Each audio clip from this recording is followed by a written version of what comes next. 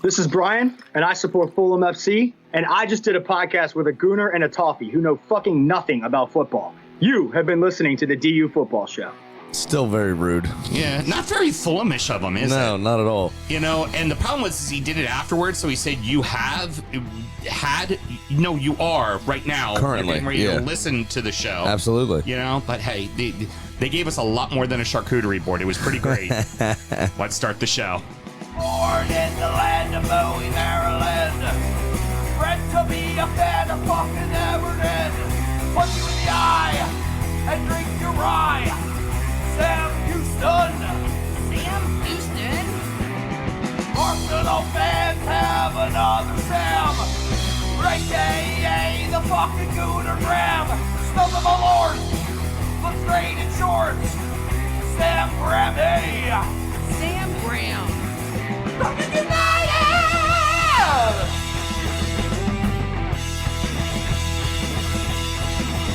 Fucking United!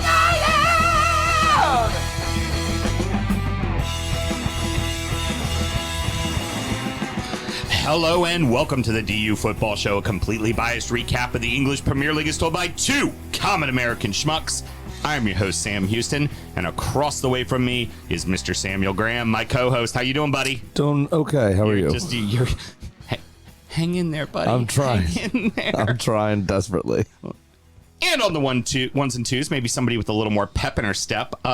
Producer Mel, how you doing? I am living my claret and blue bestness. Well, you better be careful. We're going to be talking about another claret and blue today. So. I think I'm aware of that.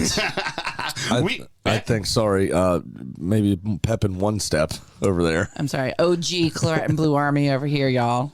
Old one-stepper. Yeah, So well, her foot's all banged up. it was a lot of day yesterday. We're recording at the DU Public House just outside the nation's capital. You can check us out on all podcast platforms. Please be sure to rate, subscribe, review, and share with a footballing friend. Should you want to chat with us, there's many ways that you can. Mr. Graham, tell the good people how they can get in touch. Absolutely. It's at DU Football Show on all the social medias and dufootballshow@gmail.com to get in touch via email. I'll tell you, I'm still working on the ins and outs there because I forgot to also mention we are live every Monday as well and all that It's stuff. preseason. It's preseason. It's the preseason. We're still working our way through it. But you know what else you can do? You can Zoom your happy ass in. Yes, you can. Which is the case that we have today. We have our good buddy Brett with us. Brett, how have you been, man? Would be good if he had volume. You got it. Okay. I'm doing brilliant. Thanks for having me. Excellent. Why don't you tell everybody who you support? The actual OG Claret and Blue, the Burnley, the Super Burnley. Very good. Now, it was a great year for them. They win the championship. On the final day, they get to watch their arch nemesis, Blackburn, go out in glorious fashion. Still got one more Premier League title than them do, don't they? Sam and myself work in the wine and spirit industry and both have a deep, passionate love for all things distilled spirits. So as the red-blooded Americans we are, we vow to have a drink in our hand throughout this show and every single show. Mr. Graham, what are we drinking today? Water. Water. Now, God's water, actually. We have George Dickel, Tennessee Whiskey Bottle and Bond. 100 proof, of course, because it's bottle and bond. I think this one is 4 years. Mm-hmm. And this was number one. Number one a couple of years ago, the 2020 list of Whiskey Advocate. Yeah, delicious. It's just solid bourbon. You just can't. Yeah, you just can't beat it. Really, it's you know exactly what you're gonna get. It's just a good glass of whiskey. Perfectly, except it's Tennessee whiskey, not bourbon. Perfectly executed bottle of whiskey right there. That's exactly what it is. In fact, going to the OG, I know everybody really loved the Jack 10 from 2 years ago. I really like the Jack 10 too. I think that this is good. Better. Yeah, this is better than that, in my opinion. Although I think it was number two. I think number two, Dewars 21, was better than this that year in 2020. But that's just an old personal opinion. Brett, you are also following suit as well and drinking too. So why don't you tell us about what you got today? Yeah, I'm drinking Vicra Distillery's Boreal Spruce Gin. It's a little distillery right here in the Bay. Vicra means people of the Bay, and it's in Norwegian, and it's run by Norwegians that settled here in Duluth, Minnesota. It's wonderful.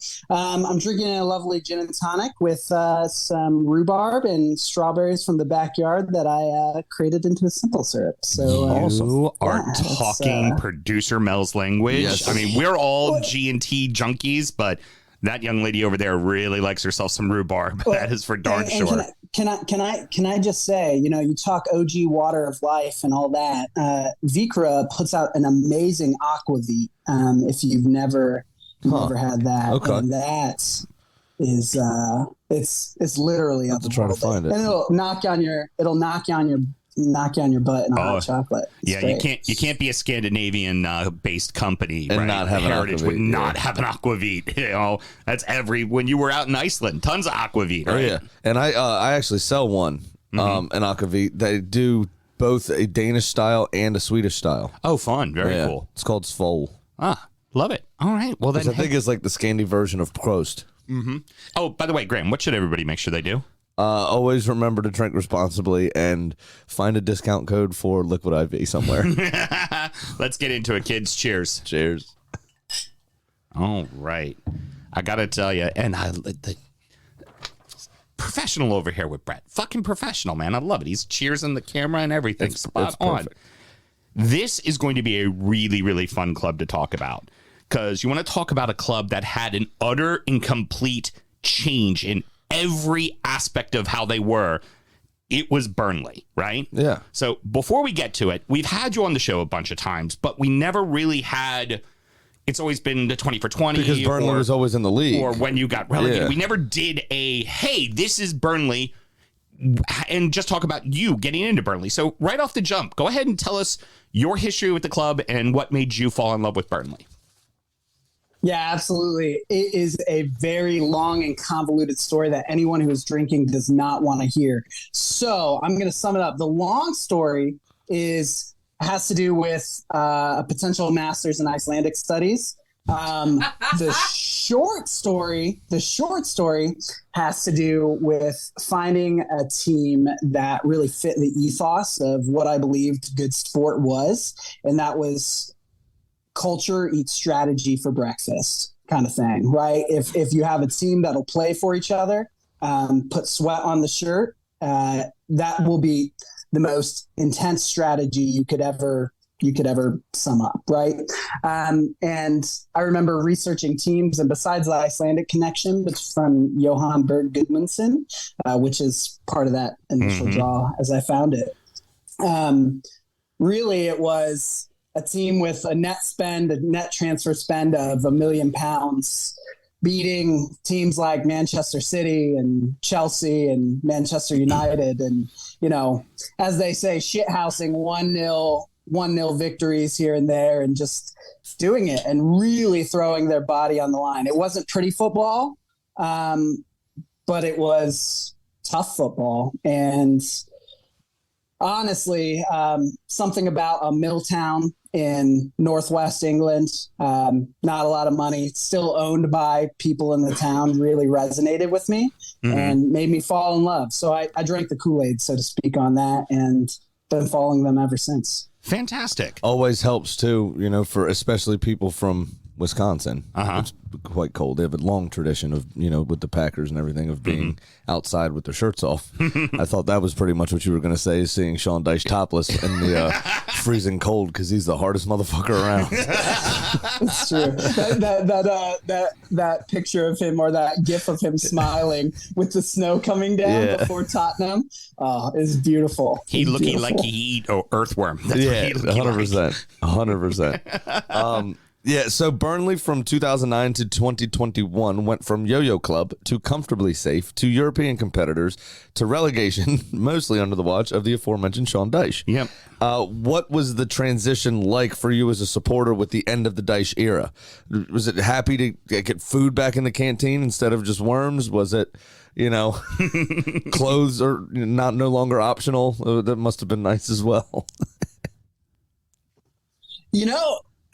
To be completely honest, I felt like I went through the stages of grief. Something that's, a manager that's been around for almost 10 years, it literally the training ground, everything. It's kind of his idea, reinventing the signs on the walls, leg, hearts, mind. That's what Burnley Football Club is. Those are all Dyche things. Mm-hmm. Yeah, I mean, you're talking to both of us who had, the two longest running Premier League managers in the country for a while. The People's Club, coined by David Moyes. Yep. Like, that's just, I get you. So we very fully much. understand that. I mean, in our transition with, losing Arsene Wenger was, very hard. I felt the same exact way. Yeah, no, it was, So first it was disbelief. And especially it was just like this little tweet, by the way, Sean Dyche has been relieved of his duties. So is the staff. Mike Jackson's going to take over. All right. Who the hell is Mike Jackson? Figuring out, he was like from the U21 setup. And I'm forgetting this now. I think he like managed Shrewsbury Town, or I've written it down somewhere. But definitely ready for the Premier League. Yeah. At one point, he managed Shrewsbury Town. At some point, I think, or that was some lower league team. That was a thriller of the last 5 games of the season. Mm-hmm. No, it was. I hear you, Michael. I went to elation. Right, we beat Watford, and I couldn't believe what happened. And then just absolute, utter. I felt like the world was over. Just devastation. When we got relegated. Yeah. It's, I got to subscribe to ESPN Plus now too. Damn it. When you're talking about the the different stages of grief, it's like you also got to be like angry. It's like, Sean, you were so fucking stubborn in your ways. Like, why couldn't you change just a little? Why couldn't you mix it up? Why are we here? We shouldn't be here. Honestly, there was some of that, but I think anyone who was watching the football closely could see that they went from a rigid 4-4-2 to a high pressing team. And so you saw him change things. Every time we played Man City, he just literally threw Play-Doh at the wall and everything changed. Mm-hmm. But there was some serious frustration, but not just to Dyche. It was also to the former owners. It was too little, too late. We literally had a transfer window before, we had a transfer window before the takeover happened. That was Dale Stephens from Brighton and Will Norris from Wolves. Will Norris was like a League Two keeper, and Dale Stephens was like a 34-year-old way past it, right? And it's because they were padding the club's coffers, right? Of course, for a leverage takeover, right? I mean, so I was frustrated more at that than necessarily Dyche, but also Dyche's stubborn dinosaur. Well, we're going to go ahead and get to that about the ownership here in a second, but let's go ahead and talk about where just everything changed drastically, and it does go hand in hand with the ownership change as well. But with the appointment of former Manchester City captain Vincent Kompany, and just a change of philosophy, and how did this just change? It was like, okay, this is who we are as a club. No, we're now this, and just completely turned around and went a completely different direction. Yeah. I know I probably keep saying similar things. It's unreal. It's absolutely unreal to have fanfare around the club. That's not negative. It's not someone flying like the White Lives Matter banner over there. Right. I remember that something like that. It's something that's actually catching headlines for a good reason. And it's kind of hard not to have a complete transformation of a club when 16 first team players essentially leave. Yeah.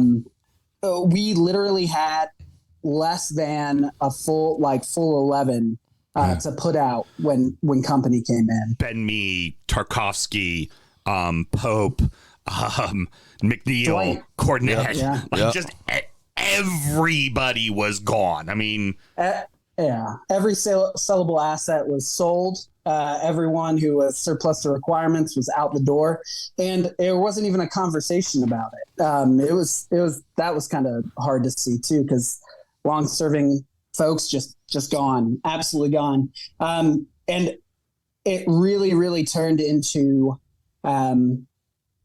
allowing Kompany to do what Kompany did at Anderlecht, which was bring in really, really talented youngsters and just let them go. Like, and Kompany is a Guardiola disciple, so it's totally pep ball. You got inverted wing backs, and that's the only, like, I hate to say, it's the only way he knows how to play is kind of, I don't want to say new school, but it's It's completely the style of different football that is now the norm of play. Let's say that it's a bit more advanced than Sean Dyche's tactics. Yes, that it is. Let's say it that way.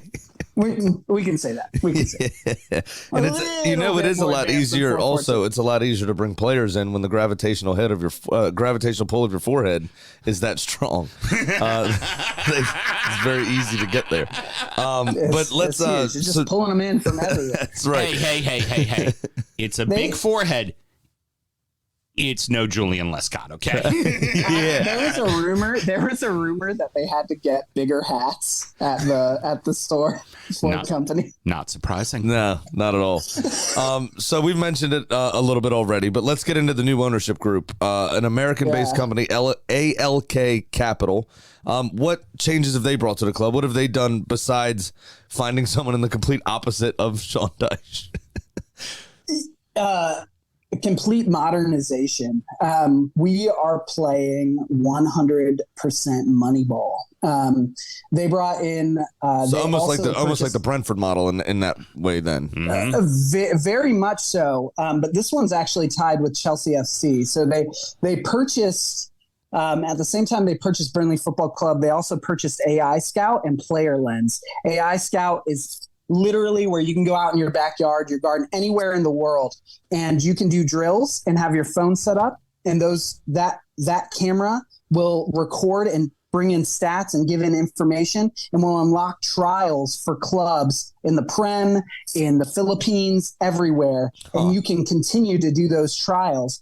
We actually have our first player from those trials, literally just came in, is a youngster, and he played in the friendly, and he was good. And so there's that, and then Player Lens, which is axing agents out of it. It's allowing players to be their own agents in a sense, and getting rid of the middleman to like cut money out of it. Besides that, tons of new investment. You see JJ Watt, big boy JJ Watt is like a new face of it. The club. I love that he just went on a pub crawl. Went on a pub crawl. I also just like how he's denying that he was ever a Chelsea supporter when he was on EPL mornings for like 2 straight years, screaming about how much he loved Chelsea. Suddenly he's clear-eyed and blue. Yeah, no, it's but there's a serious buzz around the club. They've even got created like something to do with blockchain technology for ticketing. And I mean, when I say a complete modernization of the club, I mean from bottom to top. And our transfer videos have become amazing. Awesome. Marketing team's getting it done as well. It's interesting because you think of it, it's like Burnley's one of the originals. Like they're one of the oldest clubs to play football. They're one of the first professional clubs, and they still looked like that when they went down. They still looked like that team where you're just like, well, they're probably going to go to the championship and hang out with Birmingham City and Blackburn and just kind of revel in mediocrity and for a while, but they rebuilt so quickly. And it's insane because let's go ahead and talk about it. We already said it last week on the Sheffield show. The fucking freight train that was Burnley, 101 points, dare I say Man City-esque, and a plus 52 goal differential. This is not your father's Burnley anymore. What's important about the goal difference I want to mention before I let you answer is that is more goals than they scored under Sean Dyche. Yeah. Period. Yes. And that's just in the goal differential. You know, when we talk about all the new clubs and we want to kind of promote it all, like, this is a really fucking fun one to talk about. Like, this is what you hope new ownership, new stewards of the club do. And this is a perfect example of it. So please tell us all about the season, what it was like for you. Yeah, I remember watching the first game against Huddersfield Town with like tons of nervousness. I watched some of the preseason matches and what I could get my hands on, but it's really hard for teams in the championship to watch them over here.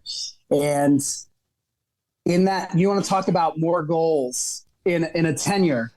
We had more passes. We completed more passes in the Huddersfield match than in any other match in Sean Dyche's 10-year tenure. First match. First match.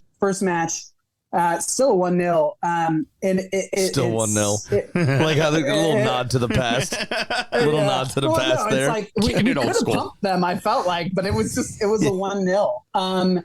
Yeah, and from that moment, it started a little slow. There were a few draws, but I mean, honestly, we lost to Watford kind of in the beginning, and after that one loss, it was just, we went.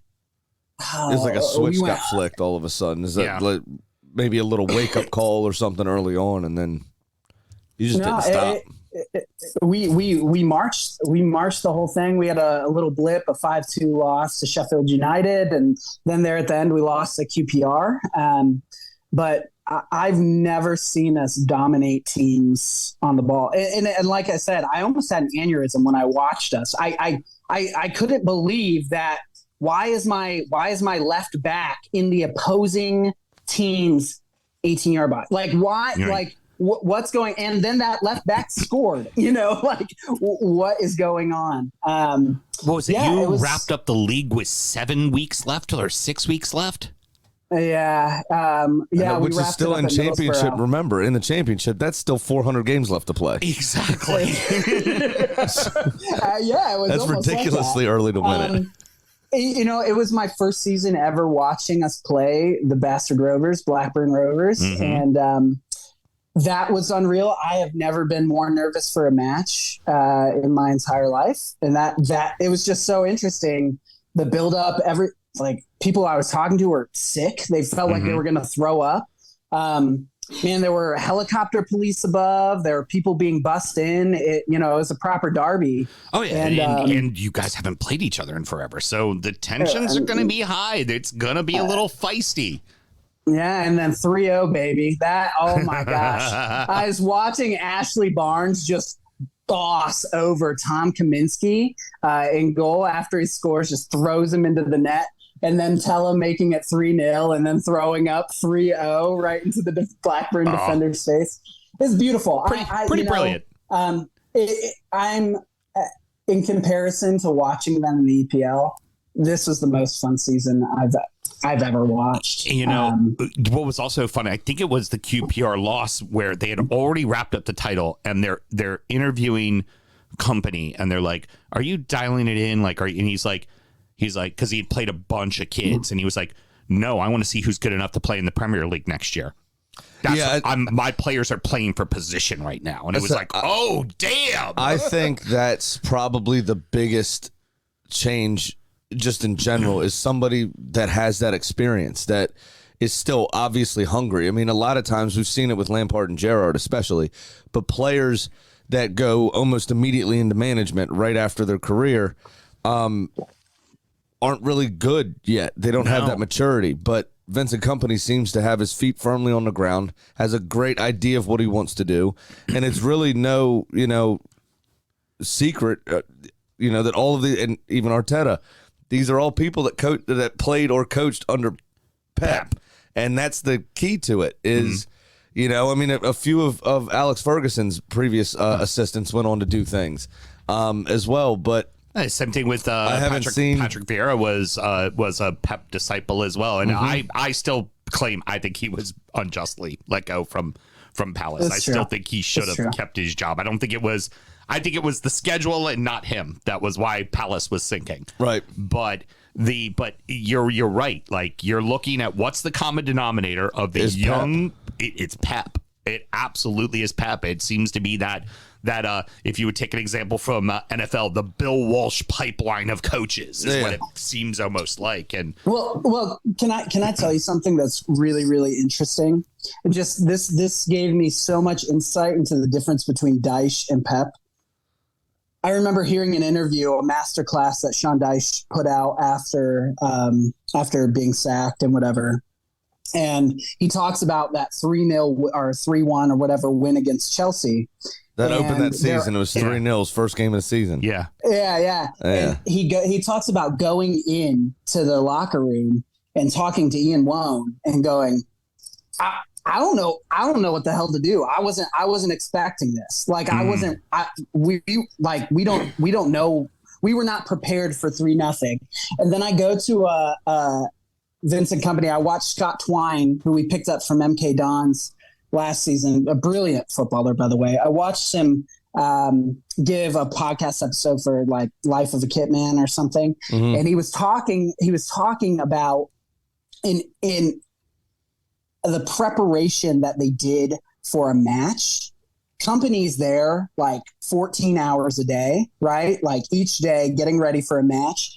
And literally every single match has hours and hours of game film for them to watch and to notice. And he's instructing them, okay, when we go 1-0 up, this is what's going to happen. If we go 1-1, this is what's going to happen. You're going to move here. And everything is a tactical adjustment based on how the game is moving forward, how the match is moving forward.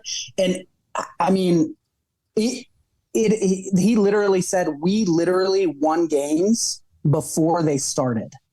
He's like, we just literally walked and did what he said to do, and we won, which is unreal.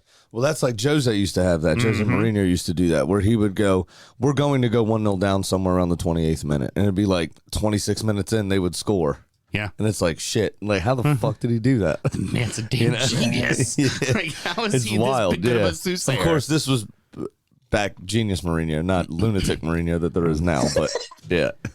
Lunatic Mourinho wins trophies that he doesn't care about until he wins them, and then they're stored. And then they're the trophies. best trophy ever. Yeah, that time he included the Community Shield as part of a treble. Yes, fucking weirdo. That is how he rolls. Absolutely weird. So we've already talked about them a little bit, but your biggest rival, I'm assuming, is Blackburn, which is why you took so much joy in demolishing them 3-0. Yeah, we did the double. Do you know what does that rivalry stem from? Is that just a proximity thing in this case, or have you been wronged in some way by Blackburn Rovers? Well, I think the existence of Blackburn fans wrongs me, but besides that, well, it's proximity. It's proximity. These are two mill towns right down the M65 from one another, real close in proximity, 20, 30 minutes in between each other. So it's always been a local Milltown derby. And, you know, Blackburn sprouted up around the time that Burnley did. You know, Burnley was a founding member. Blackburn was not far behind them. Same thing with the Knobenders, Preston North End. All kind of, which is also another rival. But really, it's really dangerous. Like I said, they're like busing like not only busing the team, but busing fans in. They block off the streets, so only home fans are coming in one way. Away fans are coming in the other. Beautiful thing happened this time when we gave them full allotment when they came to us. They gave us a super reduced allotment, right? And this is the big match. It's the local derby. They didn't even fill 3/4 of their stadium. That's perfect. They're in a bad way right now, and we won the league at Blackburn. You know, we won the championship title at Blackburn, and I love it. It's just sad that not more of the fans can be there, but it's a long rivalry. Yes, they have won a Premier League title. Yes. Be clear, they bought a Premier League title. To be clear, still a W. We've won the first division several times. You know, so it's there's a little back and forth there, and we're definitely on the up, and they don't have a pot to piss in right now. Are they still two? Brett, Everton has two, but you and I collectively have exactly 0 Premier League titles, so we shouldn't be too chest puffy about that one. I do have one question, and then there's going to be a little bit of a follow up as far as rivalries go. How much, after you've already wrapped up the league, right? How much did you enjoy watching the epic implosion of Blackburn on the final day. They're up 3-0. It's over. It's over. They're in the playoffs. Lose 4-3 in the second half. Like, just utter and complete implosion of that club. I mean, you couldn't have written. Sorry. That's key. Oh, fuck. That's pretty good producing. It is perfectly okay. We've got pretty good producing. Big B likes to start barking a ton too. And it's actually brilliant producing from you, Melda. Go ahead and hit the "woe to fuck" button right on time. That was pretty good.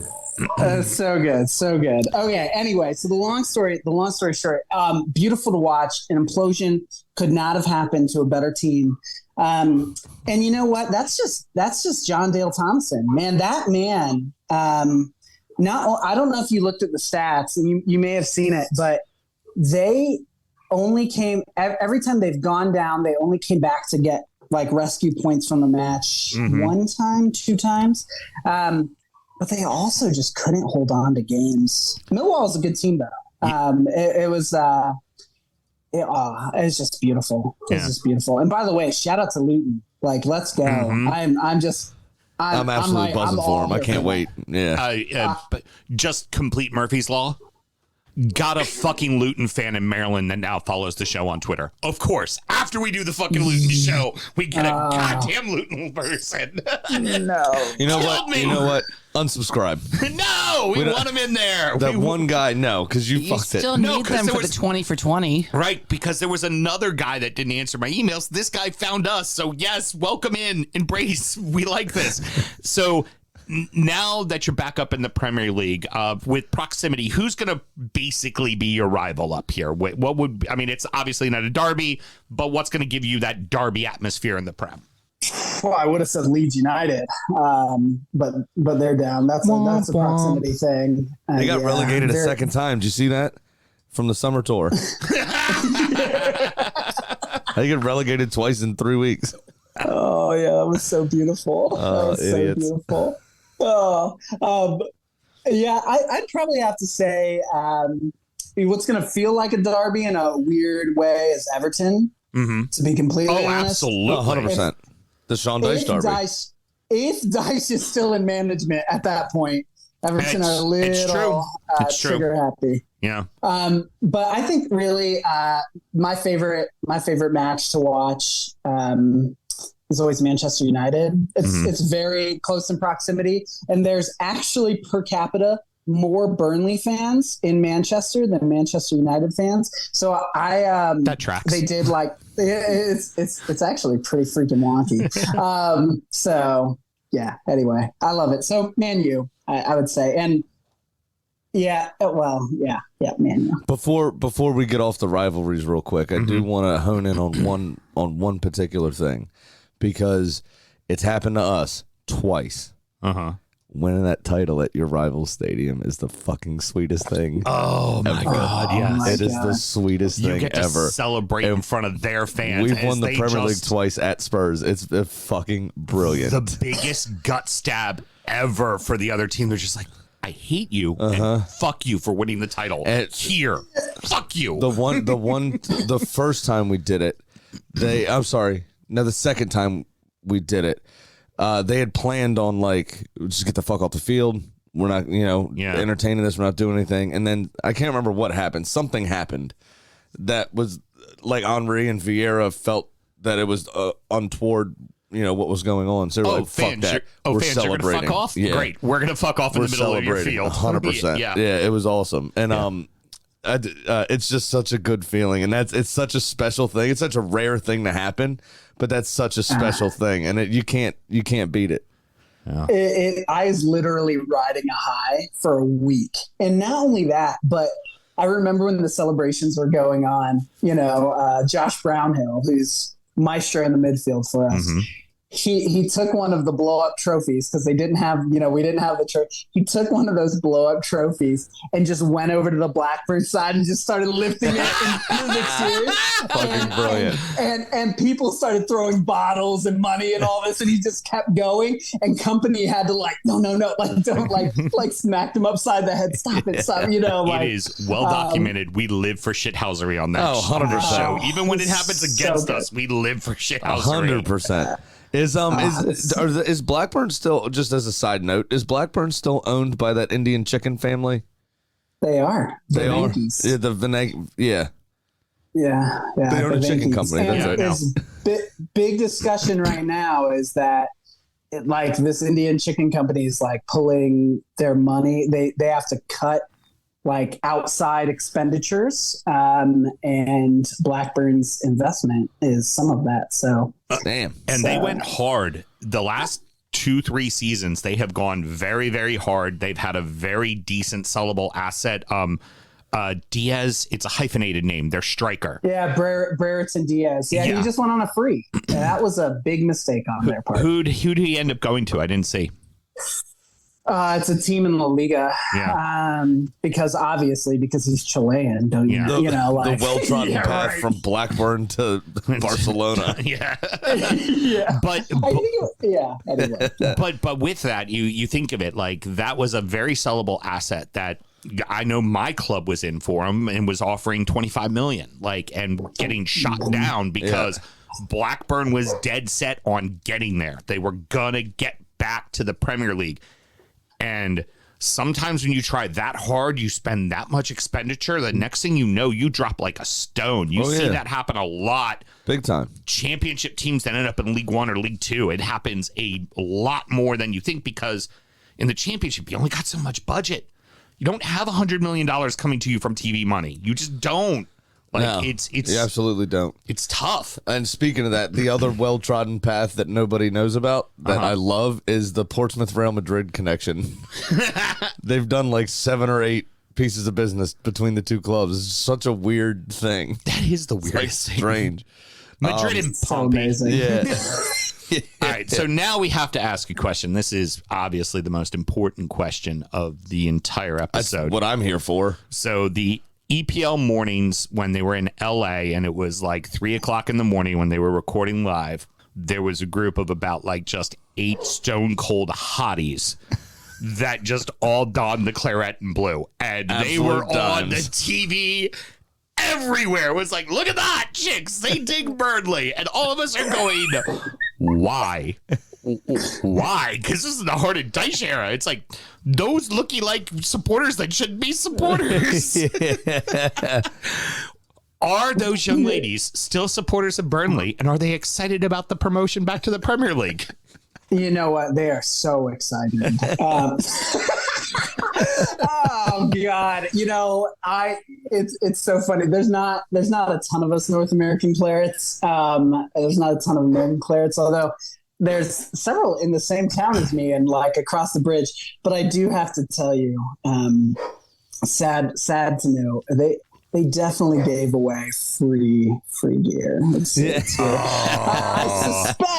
I suspect. Now, I don't know this for sure. I suspect they may have been recipients. Hey, look, I know I watched Snoop take all of his jerseys and do a blind pull, and he ended up on Burnley. That's his club, right? And I know for certain Snoop is still all in on Burnley. I'm sure that's the case. Snoop loves Burnley. It's true. Go. I share that picture all the time. It's good. Absolutely fantastic. Healthy ground usually has earthworms in it, right? So he knows that that's the best place to grow weed in England. Is essentially what it is. That's what it is. Because it's got healthy soil. Good fertile, healthy soil. Yeah, that's definitely the case. That's absolutely And do you remember the Seinfeld episode where George had the African nurse for the guy that he was being a little brother to or whatever, spending time with the old people? Right. And she doesn't speak a lick of English, and he just went up to her and said, I want you to rub oil all over my bald head and rub it against your body or something like that. And that's all I imagine is that these 6 hot girls from LA I just want to rub oil all over Sean Dyche's head and rub it on my body. I I also just assumed that immediately, like every single problematic Burnley person, because we kind of talked about it before. They're an old mill town. Let's just kind of call it. It's a flyover state in England, right? You know, it's kind of what it is. Right? That's the old hashtag Brexit's quite strong in that that area. Ben Mee had to get on national television to apologize for somebody being racist. Okay, like those things. And happen. you know the other thing is why Ben Mee? He's the most Aryan-looking one of everybody. Why are we putting him on? So I here's also thought that. I was like, why? But it's because he's club captain. Well, I that was fair. together. But I was also like, why not have like, anyway. I Like you got Aaron guarantee Lennon, you, who's like right. a Tottenham legend, exactly. and so well spoken, like gone on TV many times. No, I you got guarantee you, all those creepy Burnley supporters went, let me go ahead and jump into those DMs, see what's up with this young lady. Wait, can I tell you, though? Can I tell you? I have actually learned about Burnley politics, and it is strikingly odd how progressive that town is. Huh, really? Just none of the people. There's a few. There's a few. I've actually interacted with that guy on Twitter, and the guy that like purchased that white and absolute ding dong. Like, Oh, of course. I mean, absolute ding dong. Not Call it what it Anyway. is. It's a D-back. It's definitely a D-back. No doubt about it. Yeah, it's just that area, just where it's situated in England. The fact that it is a mill town, a very working class town, and all that kind of stuff. It just lends itself to the jokes, obviously. No, it does. It does. But okay, total aside. One of the reasons Kompany decided to come was because of the politics of Burnley. Burnley's like super, not like super, but pretty socialist. On his, he has this like conversation with Gary Lineker, and he goes into like how his mom raised him, and like turned him into this radical political thinker. It's freaking wild. Very cool. It's nuts. He's got a very large cool. enough brain to handle both politics and A football. lot of forehead going on there. So much forehead. Rivaling So much Sadio forehead. Mane forehead. Again, still no Lescott. Still Lescott forehead reminds me of If you ordered Vincent Kompany on Wish.com. No. Remember the Simpsons baseball episode where Ken Griffey Jr. was drinking all the tonic? Yeah. That is Julian Lescott's dome. That's pretty funny. Alrighty, Mr. Graham, final question of the segment. Yes, it's the big one, of course, the actual big one. What are the expectations for the season, and where do you think you're going to finish? What is Burnley, and specifically Vincent Kompany, doing that's giving you full of confidence that you'll probably finish in, 8th or 9th? Yeah. You meant 7th, and you meant that we're going to be in the conference league, but that's besides the point. Here's what I think. I think Kompany has a pretty revolutionary way of preparing players. As you know, we were back in preseason before any other team was back in preseason. So we had 4 weeks off. We had a month off, came back for 2 weeks, then had a couple weeks off, came back for another 2 weeks. They have a couple days off, and then this week they go again. Just an incredible preseason tour. We played Genk over in Belgium. Then we played Benfica, beat Benfica, lost 0-2 to Genk, beat Benfica 2-0, and then lost. Oh no, You drew the with, hangover Real Betis. specialist. Yeah. Yeah. Good old Pellegrini. Batiste, the right. hangover specialist. That's it. That's the reason why you drew him, is because so- half the team was hungover that day. Had to be. Yeah, 100%. No, but it's been really encouraging. We've been super active in the transfer market. My expectation, I really don't think we're going to get relegated, but I don't think we're going to do like Leeds United, Sheffield United, first season back. I don't think we're going to super skyrocket. Help Fulham this think we're- past season. Yeah, absolutely. Fulham last season, absolutely. but I definitely don't think we're going to be in and amongst the bottom. I just think there are too many poor teams. And, last season we beat the bricks off Bournemouth 4-2.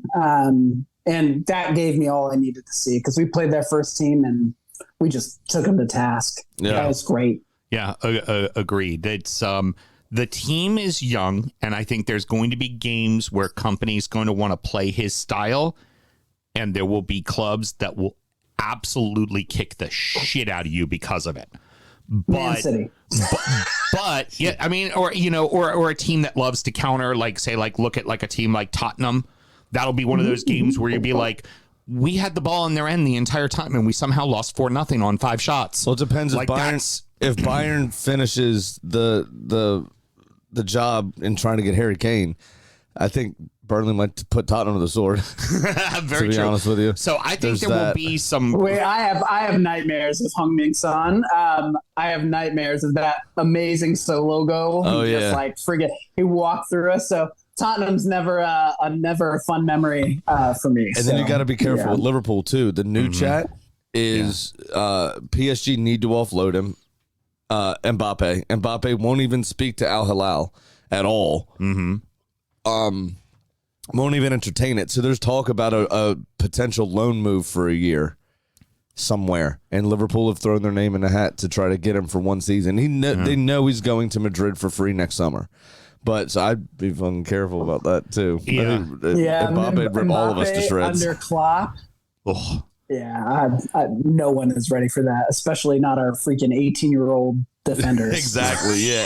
So I think there's gonna be that kind of heartache, but ultimately, what happens if a good team plays under a good system and is being coached well, they're gonna find a way to get the points that they need at the end of it all. Yeah, I think honestly, my optimism says like a 13th to a 10th or something like that. I think we could easily eke something like that.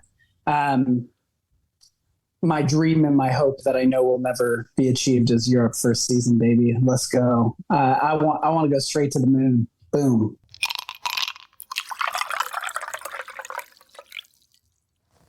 I put that one on me because I didn't tell him when I do this, it means we're stopping. And yeah, I'm not going to stop him. The kid's on a roll. You got to let him do what he does. We can't let that slide.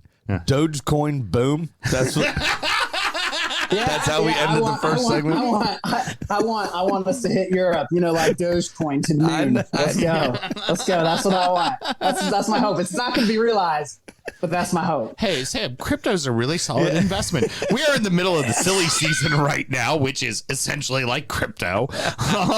And we want to take time to really kind of discuss what Burnley very specifically is doing. But if we're going to talk about it, you have to look back at, we kind of said it very briefly, but you bought 16 fucking players last year. So it's like, how much work really needs to be done when you essentially bought a whole new organization already?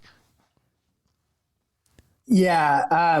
In terms of transfers, we are really, really in the middle of it. We brought Jordan Beyer, made his loan permanent from Borussia Mönchengladbach.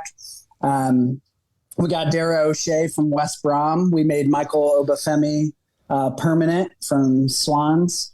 Oh gosh, so many. We just signed Jacob Brun-Larsen from Hoffenheim. Got Nathan Redmond from Besiktas. Luca Koleosho from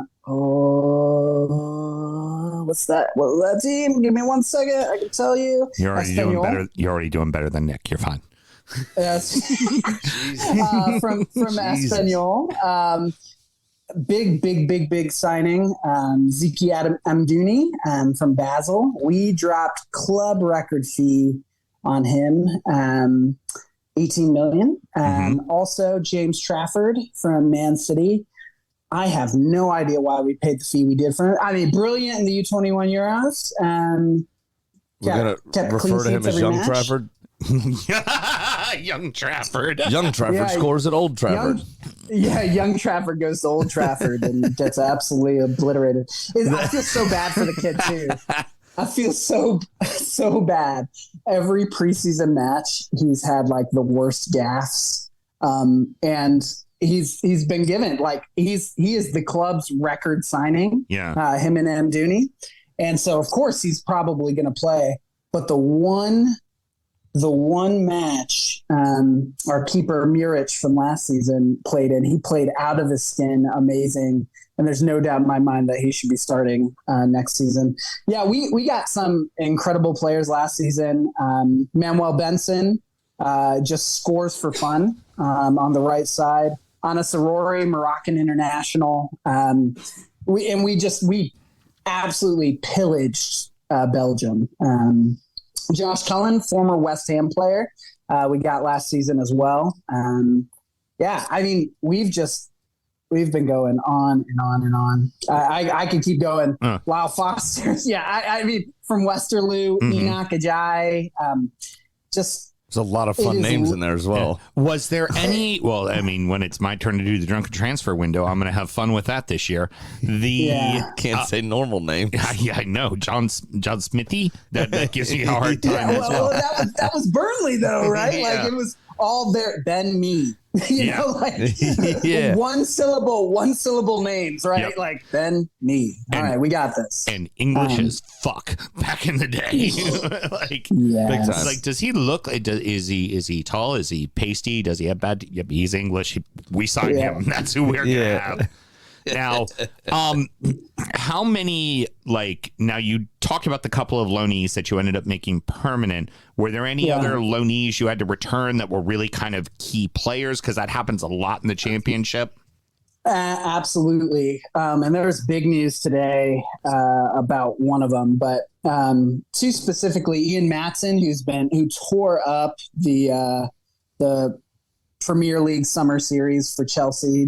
He played out of his skin, and now Pochettino's like, oh yeah, maybe he's in our plans. We're bidding for him and stuff. So that was real sad. He played left back for us. Absolutely brilliant player.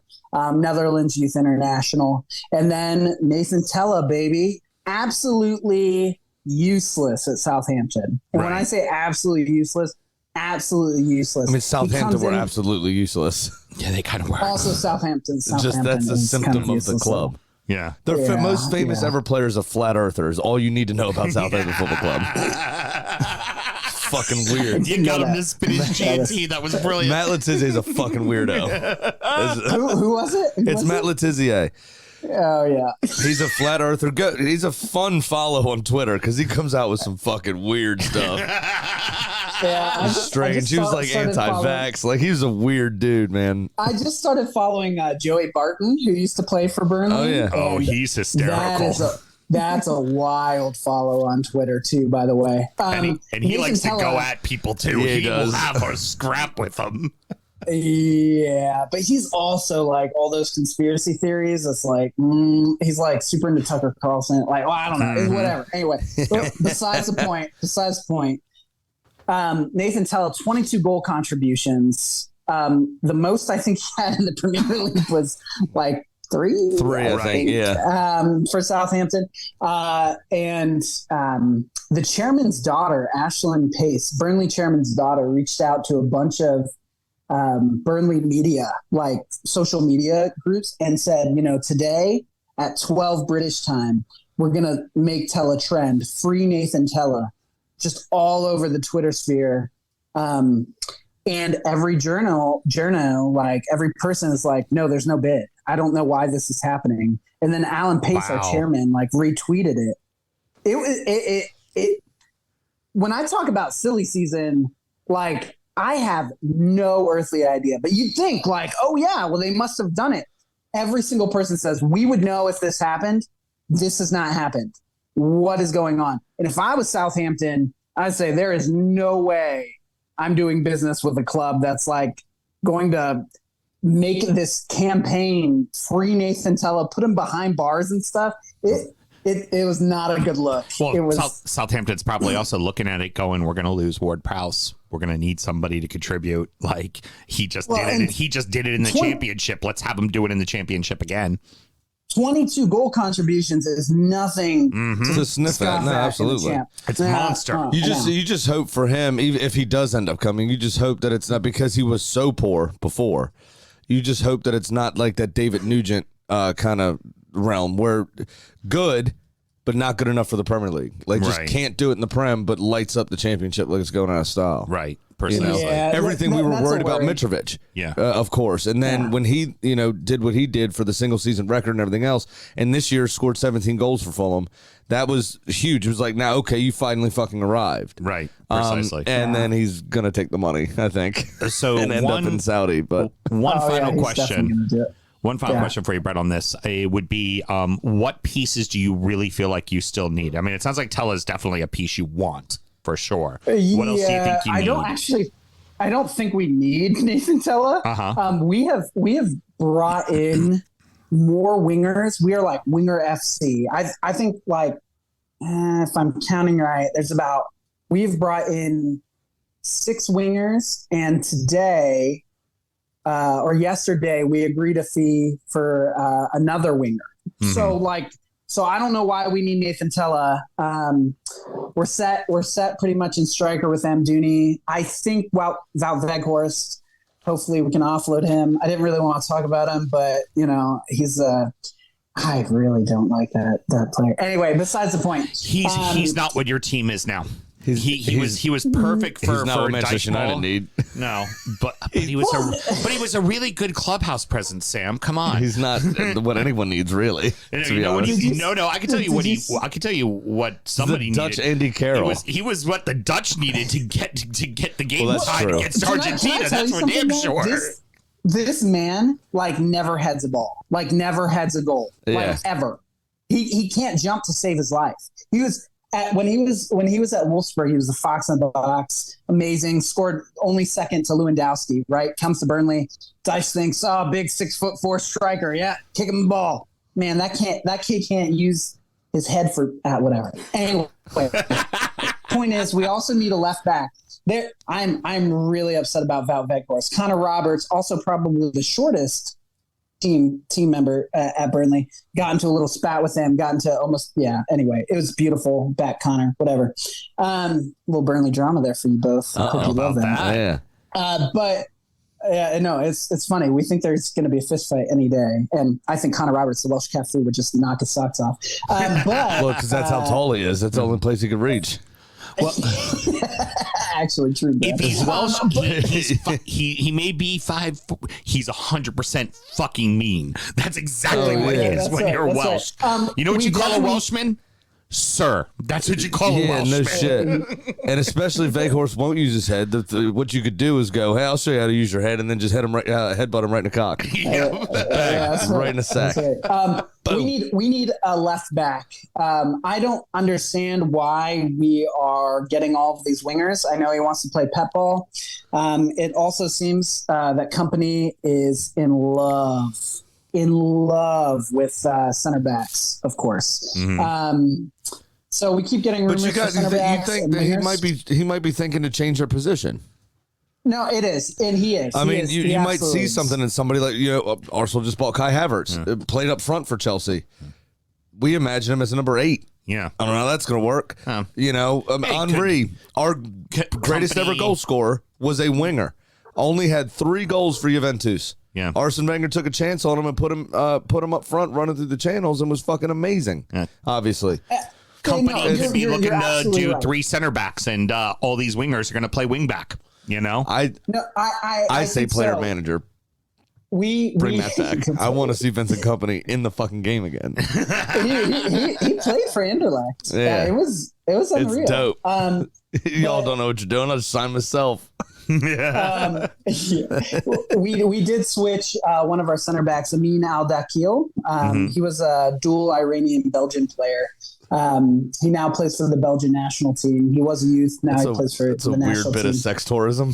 Yeah, it is. Half Iranian, half Belgian. Jesus. It happens. I'm sure. It's great. That reminds me that you remember the comedian Russell Peters, and he did that at let's start mixing people that wouldn't normally mix. You remember that bit? Yes. He said a woman from Iceland, a guy from Cuba, and they'd have little ice cubes. And that kind of shit.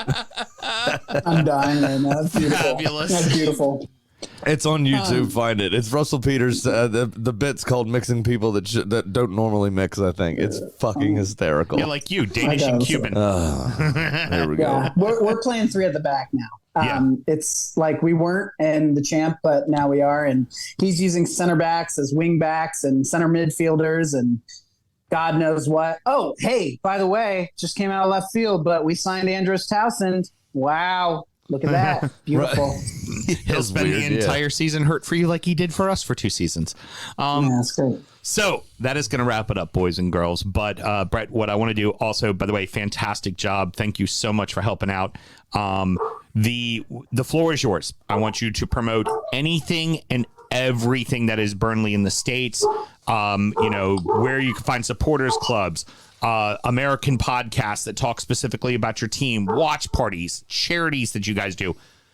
It is all Burnley, all you. Promote the shit out of it. Okay, so here's what I say. There are not any American Burnley only podcasts. We could change that. That could be a beautiful thing. But there like aren't, that. Not yet. But Turf Morehouse is a great podcast. So is Turfcast. They're both Burnley done, and they're excellent podcasts. I would say the best way to get in contact with any Burnley supporters in America is North American Clarets.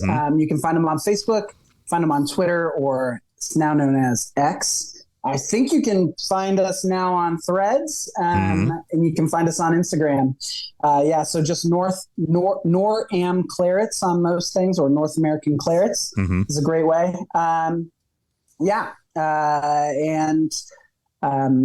As far as charities go, really into that. BFC in the Community is an excellent charity that's doing a lot of good work in Burnley in the area. It is a depressed part of England.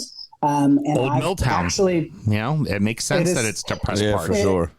It is an old mill town, and so I've been in contact with the club and with the charity arm BFC in the Community, as well as several pastors that do social ministry in Burnley, and we're trying to raise funds because 1 out of every 3 kids in Burnley is living in poverty, and that's a real shit shame. stat. That sucks. That's a bad stat. That sucks. That's not what you want to hear. No, it's real sad, and so we're trying to mobilize some things stateside to make it better. So be on the lookout for that. You can find me on socials at Fade to Foot, and we are planning a North American Clarets gathering in Burnley, in England. Last game of the season against Nottingham Forest. I will be there. Excellent. Several other Wisconsin Clarets will be there, and we're hoping to get a big crew there. Hoping JJ Watt will be there too. We're trying to work with the clubs to make it happen. We've got some flags made, and I'm looking forward to my first game at the Turf, and it's gonna be freaking wild. Can't wait. We'll have to have you on next year to talk about it as well. Oh, absolutely, 100%. Absolutely. Yeah, I would love that. I'm either gonna be really depressed or really excited, but I think either way it'll be a fantastic time. I said it at the start of the show, say it again. I mean, you want to talk about a team that has made a complete change in culture and ownership and style of play and coaching and personnel. Like, this team completely changed everything, and it worked. Normally you do that and it fails miserably. Or it's a long time to get that culture established. What's good is the owners have stayed out of company's way. Yeah. When you need to revamp an entire organization like that, you have to have an old school manager. They do fucking everything. And it seems like companies dove all in and relished that opportunity, and he's turned it into a fantastic place to play football. Yep. Now, Mr. Graham, that's kind of parting words, but you have any other parting words for us as well? No, not really today, I don't think. Yeah. Everybody was pretty sound, so there wasn't anybody to call out. Yeah. Really. Everybody was very well behaved at our tailgate, which we're going to talk about next. So that was pretty cool, too. What I will say before we leave, after you just mentioned all the charity work and everything that you're trying to do with the club and stuff, is over the last 6-7 years that Burnley has been in our ethos and in our kind of minds in general, is when I see that town, when I see that that stadium when Sean Dyche was up there with the earthworm guts around his lips and everything else, the first thing I thought was they need Jesus. So well done. You're doing the Lord's work, my friends. Let's go. Yeah, There we Father, Son, and go. Holy Spirit. I'm here for that. I'm here for that. Absolutely. No, And our moral it's parameter beautiful. is now more secured. Us heathens here have gotten a little bit of Jesus in our life today. We're going to be all right. yeah, no, you're good. You're Excellent. good. Brett- I can assure you of that. Again, thank Yeah, you there so you go. much. That's going to do it, everybody. Be sure to next week, we're going to be doing our 20 for 20 show where we're going to be having 20 supporters. Brett's going to be back with it as well, doing 20 supporters and 20 clubs and talking about the entire league as a preview, which is typically an utter complete shit show because your boy Mark does not understand what a mute button is. And Our boy, Mark. And even though no, he's your boy when he doesn't know how to use a mute button. And even Mel mutes him, and then he somehow circumvents the mute button inadvertently. It's crazy. On the flip side, Yeah. I got to give Brett huge props. Professional. He mutes himself when he's not talking. I see you. Yeah, keeping an eye on you, it. Brett. Keeping an eye on it. I love it. I try. Game sees game there. I love it. I mean, he had to when the dog started fucking in the background. It was kind of weird. And there we are, damned again.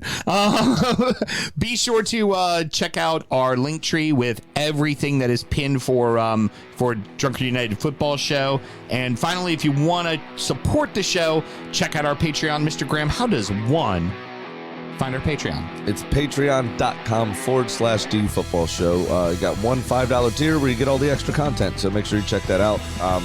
As well as follow us on all the social medias, the YouTubes, the everything. So just make sure you're doing all that stuff and help support the show. Excellent. Till next week, everybody. Good night. Born in the land of Bowie, Maryland. Bred to be a fan of fucking Everton. Punch you in the eye and drink your rye. Sam Houston. Sam Houston? Arsenal fans have another Sam. AKA the fucking Gooner Graham. Stump of a lord. Looks great in shorts. Sam Grammy. Sam Graham. Drunken United!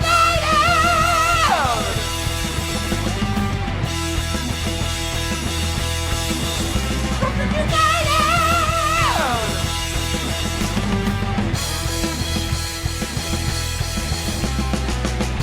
Hit the fucking mute button!